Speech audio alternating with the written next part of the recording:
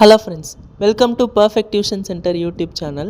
நம்ம லாஸ்ட் வீடியோவில் என்ன பார்த்துருந்தோம் அப்படின்னா, குரூப் 4 எக்ஸாமுக்குரிய கொஷின் பேட்டர்ன் அண்ட் சிலபஸ் பார்த்துருந்தோம். இந்த வீடியோவில் என்ன பார்க்க போகிறோம் அப்படின்னா, வரக்கூடிய குரூப் 4 எக்ஸாமுக்காக நான் ஃபாலோ பண்ணக்கூடிய ஸ்டடி பிளான் பற்றி பார்க்க போகிறோம்.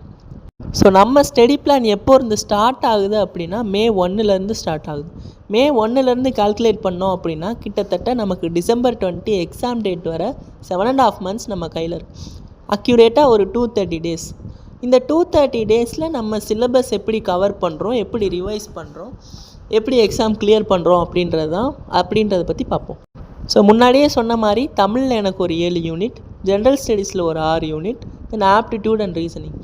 இந்த 7 யூனிட்டு, இந்த 6 யூனிட், தென் ஆப்டிடியூட் ரீசனிங்கை நான் ஒரு 6 ஷெட்யூலாக ஃப்ரேம் பண்ணியிருக்கேன். ஸோ நம்மளோட ஸ்டடி பிளான் படி ஒரு ஷெட்யூலும் 30 daysல நம்ம கம்ப்ளீட் பண்ணுற மாதிரி இருக்கும். இப்போ ஃபஸ்ட்டு ஷெட்யூலில் பார்த்தீங்க அப்படின்னா பொலிட்டி, இலக்கணம், எல்சிஎம் அண்ட் ஹெச்சிஎஃப். இந்த ஷெட்யூல் பிரித்து அந்த காம்பினேஷனும் நான் சும்மா ஏதோ ஒரு ஆர்டர் பண்ணணுமே அப்படின்றதுக்காக போடலை. ஸோ எப்படின்னா அந்தந்த சிலபஸோட ஹெவினஸை வச்சு நான் கம்பைன் பண்ணி போட்டிருக்கேன். இப்போ பொலிட்டியை பார்த்தோம் அப்படின்னா நமக்கு படிக்க இன்ட்ரெஸ்ட்டாக இருக்கும், ஆனால் நிறைய இருக்கும். ஸோ அடுத்து இலக்கணம் பார்த்திங்கன்னா ஹெவியான சிலபஸ். ஸோ இது ரெண்டையும் கம்பைன் பண்ணால் கரெக்டாக இருக்குன்றனால அப்படி ஒரு பேட்டர்ன். ஸோ அதுக்கடுத்து எக்கனாமிக்ஸ், சொல்லகராதி. எக்கனாமிக்ஸ் கொஞ்சம் மாடரேட்டாக இருக்கும், சொல்லகராதியும் கொஞ்சம் மாடரேட்டாக இருக்கும். ஸோ அதனால் நம்ம அது ரெண்டையும் கம்பைன் பண்ணி ஒரு யூனிட் வச்சுருக்கோம். அடுத்து ஹிஸ்ட்ரி அண்ட் ஐஎன்எம்.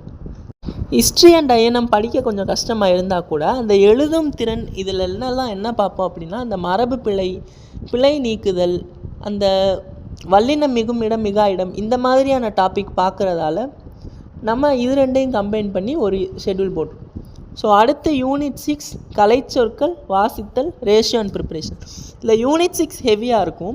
கலைச்சொற்களும் வாசித்தல் திறனும் நமக்கு கொஞ்சம் ஹெவினஸ் ரொம்பவே கம்மியாக இருக்கும். வாசித்தல் திறன்னா அவங்களே ஒரு பத்தியை கொடுத்து அதுலேருந்து 2 பத்தி கொடுத்துருந்தாங்க. லாஸ்ட் குரூப் 4 எக்ஸாமில் 10 questions நம்ம ஈஸியாக போட்டோம். எழுதியிருந்தவங்களுக்கு தெரிஞ்சிருக்கும். 2 பேராகிராஃப் கொடுத்து இதுலேருந்து ஒரு 5 question, இதுலேருந்து ஒரு 5 question, 10 question ஈஸியாக அட்டன் பண்ணுற மாதிரி கொடுத்துருந்தோம். ஸோ இதெல்லாம் கம்பைன் பண்ணி ஒரு டாபிக், ஒரு ஷெட்யூல். அடுத்து ஜாகிரஃபி அண்ட் சயின்ஸ். இப்போ ஜாகிரஃபியை பொறுத்தவரை எனக்கு ஒரு 5 question, சயின்ஸை பொறுத்தவரை 5 question. ஸோ இது ரெண்டையும் நம்ம கம்பைன் பண்ணி படிக்கிற மாதிரி இருக்கும். ஸோ அதுக்காக அது ரெண்டையும் கம்பைன் பண்ணி அது கூட தமிழில் இருக்கக்கூடிய அந்த யூனிட் 7, தென் சிம்பிள் இன்ட்ரெஸ்ட். ஸோ இப்போ லாஸ்ட் ஷெட்யூலில் என்ன பார்க்குறோம் அப்படின்னா மொழிபெயர்ப்பு, அதுக்கப்புறம் மேத்ஸில் இருக்கக்கூடிய அந்த ரிமைனிங் டாபிக்ஸ். ஸோ இது எல்லாம் நம்ம லாஸ்ட் ஷெட்யூலில் பார்க்குறோம். ஸோ இந்த லாஸ்ட் ஷெட்யூல் வரும்போதே நம்ம என்ன பண்ண போகிறோம் அப்படின்னா, நம்ம மொத்தம் 3 ரிவிஷன் பிளான் பண்ணுறோம். எப்போ அந்த ரிவிஷன் அப்படின்னா, இப்போ 30 days நம்ம சிலபஸ் கவர் பண்ணுறோம் அப்படின்னா 25 daysல நம்ம சிலபஸ் கவர் பண்ணிட்டு லாஸ்ட் இருக்கக்கூடிய அந்த 5 daysல ஃபுல் அண்ட் ஃபுல் உட்காந்து நம்மளால் எவ்வளோ முடியுமோ அதை ரிவைஸ் பண்ணுறோம். ஸோ அங்கே ஒரு ரிவிஷன். அதுக்கப்புறம் அந்த லாஸ்ட் ஷெட்யூலில் மொழிபெயர்ப்பு, ரிமைனிங் மேத்ஸ் டாபிக்ஸ் அப்படின்னு இருக்கிறதால நம்ம அதுக்கப்புறம் என்ன பண்ணுறோம் அப்படின்னா ஒரு யூனிட்டையும் அப்போ இருந்தே ரிவைஸ் பண்ண ஆரம்பிச்சிடும். ரிவைஸ் பண்ணிவிட்டு சைட் பை சைட் நம்ம இந்த மொழிபெயர்ப்புக்கும் அந்த மிச்சம் இருக்க மேத்ஸ் டாபிக்ஸ்க்கும் ப்ரிப்பேர் ஆகும். ஸோ அதுக்கப்புறம் நம்ம லாஸ்ட்டு 50 days, நவம்பர் மந்த் என்டையராக ஒரு 30 days ஃபுல் ரிவிஷன். அப்போ ஒரு ரிவிஷன். அதுக்கப்புறம் டிசம்பரில் ஒரு 15 days நம்ம திருப்பி ரிவிஷன் பண்ணும்போது நம்ம ரிவைஸ் பண்ணுறதுக்குரிய நேரம் குறையும். ஸோ ஃபஸ்ட்டு ஒரு 30 days ரிவைஸ் பண்ணுறோம், அடுத்து ஒரு 30 days ரிவைஸ் பண்ணுறோம், அதுக்கடுத்து என்ன பண்ணுறோம், அந்த 30 days 30 + 30 60 days ரிவைஸ் பண்ணதை அந்த 19 days அப் டு டிசம்பர் 20 வரை ரிவைஸ் பண்ணி முடிக்கணும். ஸோ இது நமக்கான பிளான். கண்டிப்பாக ஒரு நாளைக்கு நம்ம 5 hours, minimum 5 hours, maximum 7 hours வரை நம்ம ஸ்பெண்ட் பண்ணணும். ஸோ என்ன அப்படின்னா அந்த 5 hours ஒரு சிலர் ஏர்லி மார்னிங் எந்திரிக்கிறவங்களா இருக்கலாம், ஒரு சிலர் நைட் ஸ்டடி பண்ணுறவங்களா இருக்கலாம். ஸோ ஒரு நாளைக்கு நம்மளோட டார்கெட் 5 to 6 hours. அதை எந்த ஹவர்ஸ் ஒதுக்கணும் அப்படின்றது உங்களோட கன்வீனியன்ட்டுக்கு நீங்களாக பார்த்து ஒரு பிளான் பண்ணிக்கணும்.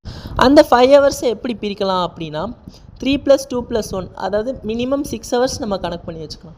3 + 2 + 1 அல்ல 3 hours நம்ம ஜென்ரல் ஸ்டடீஸ்க்கு ஒரு நாளைக்கு ஒதுக்கணும், 2 hours நம்ம தமிழுக்கு ஒதுக்கணும், அதுக்கப்புறம் 1 hour நம்ம மேத்ஸுக்கு ஒதுக்குற மாதிரி இருக்கும். நம்மளோட ஸ்பெஷலே எப்போ இருக்கும் அப்படின்னா வீக்கெண்ட்ஸில் தான் நம்ம எஃபெக்டிவாக யூஸ் பண்ணணும். வீக்கெண்ட்ஸில் டைம் வேஸ்ட் பண்ணாமல் இப்போ நல்லா கணக்கு பண்ணோம் அப்படின்னா, எதுக்காக ஒரு நாளைக்கு நான் 5 hours சொன்னேன் அப்படின்னா, 5 hours காலேஜ் போவோம், ஏதாவது ஒரு ஒர்க் இருக்கும், ஸோ நம்ம பிஸியாக இருப்போம் இல்லையா, ஸோ அதுக்காக 5 ஹவர்ஸ் சொன்னேன். அப்போ வீக்கெண்ட்ஸில் நம்ம வீக்கில் இருப்போம் அப்படின்னா அந்த காலேஜ் போகக்கூடிய அந்த ஹவர்ஸோடு சேர்த்து நம்ம ப்ரிப்பேர் பண்ணக்கூடிய ஹவர்ஸ் அமையணும். ஸோ அப்போ 5 ஹவர்ஸ்னால் 10 ஹவர்ஸ் வீக்கெண்ட்ஸில் கணக்கு வருது இல்லையா, நம்ம ஒரு 8 ஹவர்ஸாவது மினிமம் வீக்கெண்ட்ஸில் உட்காந்து படிக்கணும். நம்ம அந்த வாரம் ஃபுல்லாக படித்த அந்த டாப்பிக்கையே என்ன பண்ணணும் அப்படின்னா அந்த வீக்கெண்ட்ஸில் ரிவைஸ் பண்ணணும். ஸோ நம்ம சேனலில் என்ன பண்ணுறோம் அப்படின்னா வீக்லி 50 குவிசஸ் அந்தந்த டாபிக்ஸ் பேஸ் பண்ணி நம்ம படிக்கக்கூடிய டாபிக்ஸ்லேருந்து எய்தர் ரிட்டன் ஃபார்ம்லையோ இல்லை யூடியூப்லையோ டைரெக்டாக அட்டன் பண்ணுற மாதிரி நம்ம போஸ்ட் பண்ணலான்னு இருக்கோம். ஸோ நம்ம ஃபஸ்ட்டு ஷெடியூல் படி பொலிட்டி நாளைக்கு ஸ்டார்ட் ஆகுது அப்படின்றதால பொலிட்டிக்கு வேர் டு ஸ்டடி வீடியோ இந்த வீடியோவுக்கு அடுத்து நான் அப்லோட் பண்ணுறேன். ஸோ இந்த மாதிரி ஒரு யூனிட் நம்ம ஸ்டார்ட் பண்ணுறதுக்கு முன்னாடியும் அந்தந்த யூனிட்ஸ்க்குரிய வேர் டு ஸ்டடி வீடியோஸ் நம்ம அப்லோட் பண்ணுறோம்.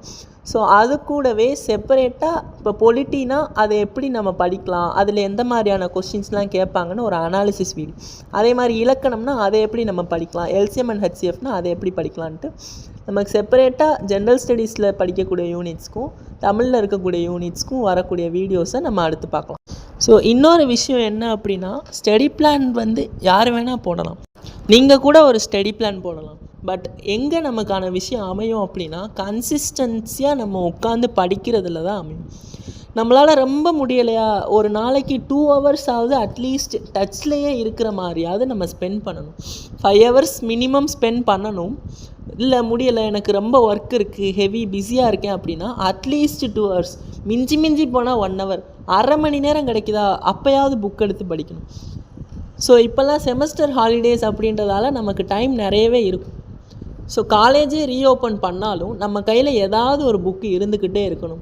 அங்கே ஏதாவது ஒரு ஹவர்ஸ் நமக்கு ஃப்ரீயாக கிடைக்கிறதுக்கான சான்சஸ் அதிகன்றதால அந்த அரை மணி நேரத்துலையோ அந்த 1 மணி நேரத்துலையோ அந்த 5 நிமிஷத்துலையோ 10 நிமிஷத்துலையோ என்ன படிக்கிறோம், ஸோ அங்கே தான் நம்மளோட அந்த வெற்றிக்கான இதே அமையுது. இந்த சிலபஸோட ஒரு காப்பியை நான் டிஸ்கிரிப்ஷன் பாக்ஸில் கொடுக்குறேன், தேவைப்படுறவங்க டவுன்லோட் பண்ணி வச்சுக்கோங்க. ஸோ இந்த வீடியோ உங்களுக்கு யூஸ்ஃபுல்லாக இருந்துச்சுன்னா லைக் பண்ணுங்கள், ஷேர் பண்ணுங்கள். அடுத்தடுத்து போடக்கூடிய அப்டேட்ஸை தெரிஞ்சுக்க மறக்காமல் நம்ம சேனலை சப்ஸ்கிரைப் பண்ணி வச்சுக்கோங்க. இதில் ஏதாச்சும் டவுட்ஸ் இருந்துச்சு அப்படின்னா கமெண்ட் செக்ஷனில் கேளுங்க. So learn today lead tomorrow. Thank you.